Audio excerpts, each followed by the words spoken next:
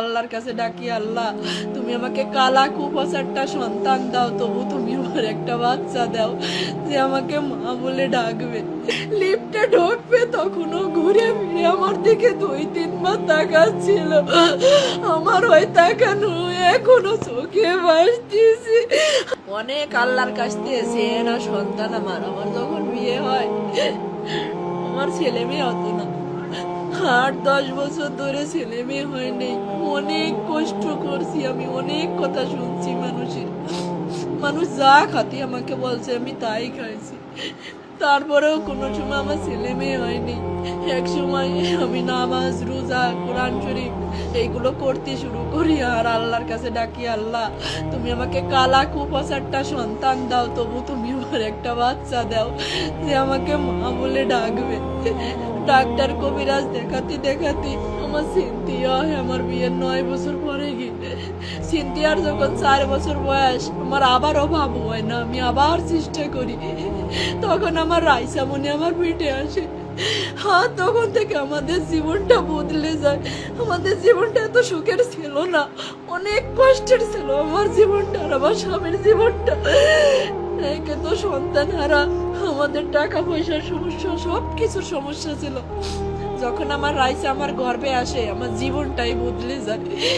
আমার রাইসা যখন জন্ম নেয় তখন ওর আব্বু ব্যবসা শুরু করে।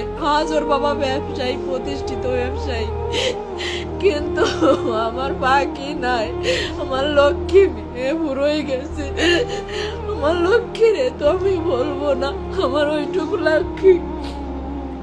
8 বছর বয়স শেষ হয়ে 9 বছর চলতেছে। 9 পারা কোরআন শরীফ পড়েছে আমার রাইসামণি।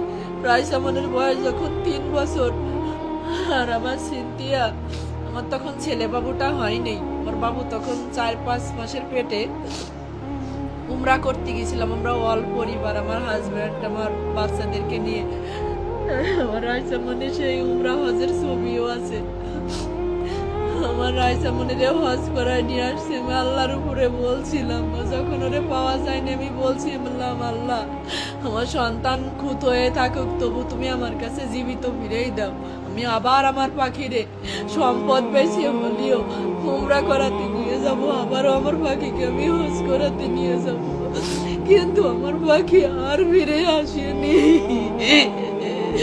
আর আমার পাখি যে চলে যাবে, ওই দিন আমি চেয়ার ধরে ডাইনিং টেবিলের কাছে দাঁড়াইছিলাম আর আমার পাখি যখন যাচ্ছিল দরজা দিয়ে লিফটে ঢুকবে তখনও ঘুরে ফিরে আমার দিকে 2-3 বার তাকাচ্ছিল।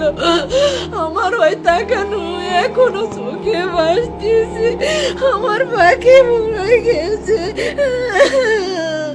আমার এত লক্ষ্মী মেয়ে আমার রাইসা ছিল। আমার পুরো বাসাটা নাড়াই খাত। আমার সিনথিয়া আর আমার রাফসান এত দুষ্টুমি করে না আর এত চঞ্চল না। আমার রাইসা অনেক চঞ্চল মেয়ে ছিল। আর আমার দুলালি আজকে আমার কাছে ফিরে আসছিল আসবে।